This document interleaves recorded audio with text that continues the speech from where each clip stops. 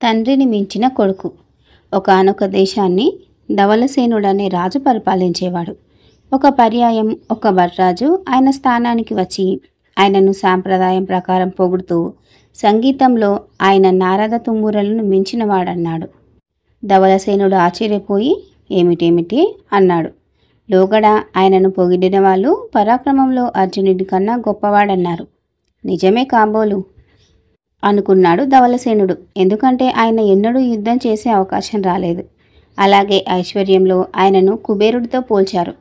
కుబేరుడి వద్ద ఎంత ధనమున్నదో తెలియదు కనుక అది నిజమే కావచ్చు అనుకున్నాడు. అలాగే అనేక విషయాలలో అబద్ధమని నిరూపించలేని కారణం చేత అనేక మంది పొగడ్తలను ఆయన నమ్మవలసి వచ్చింది. అయితే సంగీతం విషయంలో అలా కాదు. నలుగురిలో తాను పాడి వినిపించి దాన్ని ఎప్పుడైనా రుజువు చేసుకోవచ్చు. ఇంతకు పూర్వం తనను పొగిడిన వారెవరూ తన గానాన్ని పొగిడి ఉండలేదు. ఈ భట్రాజు మొట్టమొదటిసారి ఈ సమస్య తెచ్చిపెట్టాడు. రాజు మంత్రిని దగ్గరికి పిలిచి తనకు సభలో గానం చేయాలని ఉందని చెప్పాడు. రాజుగారి కంఠం వింటే చాలు ఆయన గానం ఎలా ఉండేది ఊహించుకోవచ్చు. ఆయన నిండు సభలో నవ్వుల పాలైపోతాడని భయపడి మంత్రి తమ గానం అద్భుతంగా ఉందనడానికి సందేహం లేదు, కానీ ముందుగా మీరు కొంత అభ్యాసం చేయాలి. కొలువు చాలించాక మనమిద్దరము ఉద్యానవనానికి పోదాం. అక్కడ మీరు సంగీతం సాధన చేదురుగాని అన్నాడు. రాజు ఇందుకు సమ్మతించాడు. ఉద్యానవనంలో మంత్రి సమక్షంలో ధవళసేనుడు కర్ణ కఠోరంగా పాడుతుండగా హఠాత్తుగా వాళ్ళ ముందు ఒక గాడిద ప్రత్యక్షమైంది.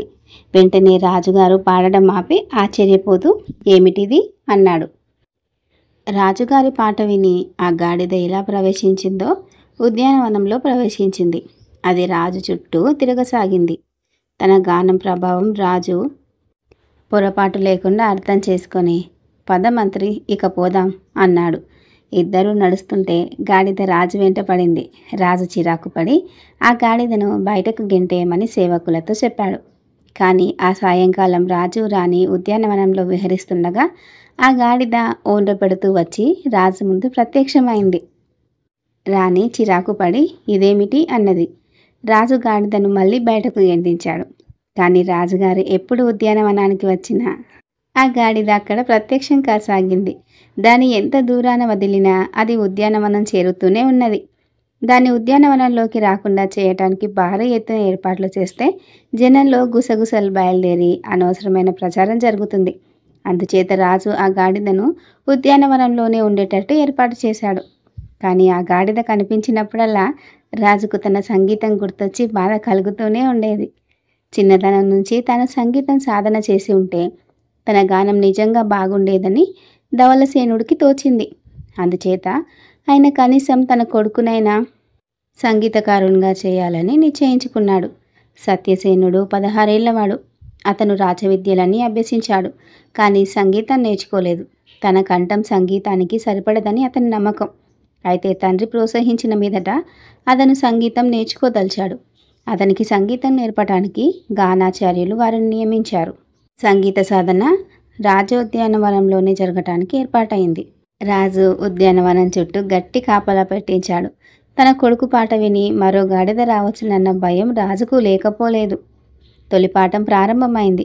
గానాచార్యుల వారు చిన్న ఆలాపన చేసి సత్యసేనుణ్ణి అనమన్నాడు. సత్యసేనుడు పాడుతుంటే రాజుకు దుర్భరం అనిపించింది. పాఠం కొద్దిసేపు జరిగిందో లేదో ఉద్యానవనంలో కట్టిపెట్టి ఉన్న గాడిద కట్లు తెంచుకొని పారిపోయింది. అది మళ్ళీ ఎన్నడూ ఉద్యానవనం ఛాయలకు రాలేదు. సత్యసేనుడి సంగీత విద్యాభ్యాసాన్ని ధవళసేనుడు వెంటనే ఆపు చేయించాడు. ఆయనకు గాడిద బెడద శాశ్వతంగా వదిలిపోయింది. ఇంతటితో ఈ కథ ముగిసింది. ఇటువంటి మరిన్ని మంచి మంచి కథల కోసం వెంటనే నా ఛానల్ని సబ్స్క్రైబ్ చేయండి.